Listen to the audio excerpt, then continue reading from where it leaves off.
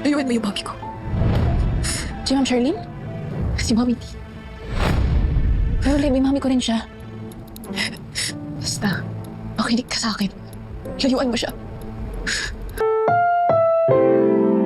Ang programang ito ay rated SPG. Striktong patnubay at gabay ng magulang ang kailangan. Maaaring may masiselang tema, lengguwahe, karahasan, sexual, horror o droga na hindi angkop sa mga bata. Painit na po ng painit ang mga eksena maging ang kaganapan na ating pagkatutukan at ating rin namang pagkasubaybayan dito lang sa ating pinagkakatutukan at pinagkakaabangan tuwing hapon na Prinsesa ng City Jail. Sa nalalapit nga rin naman kasing pagtatapos ng Prinsesa ng City Jail at sa natitirang 2 linggo ay makakamit na nga din ang tuluyan nitong si Charlene maging nitong si Raymond at Princess. Ang hustisya sa lahat nga rin naman kasi na malalaking kasalanan ginawa nga nitong si Divina sa kanila.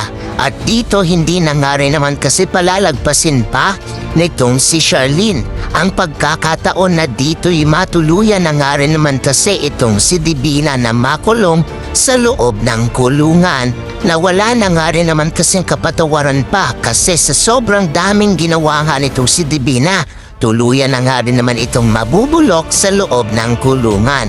At dito nga din naman ay dadalawin nga nitong si Libby ang kanyang ina na nasa loob ng kulungan at dito nga rin ay hindi napigilan nitong si Divina na maiyak at maluhan lang at hindi nga makatingin dito kay Libby.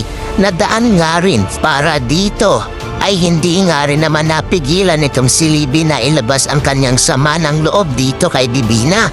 At sasabihin nga nitong si Libby dito nga rin naman kay Divina na, "Makulong ka dyan, ma'am.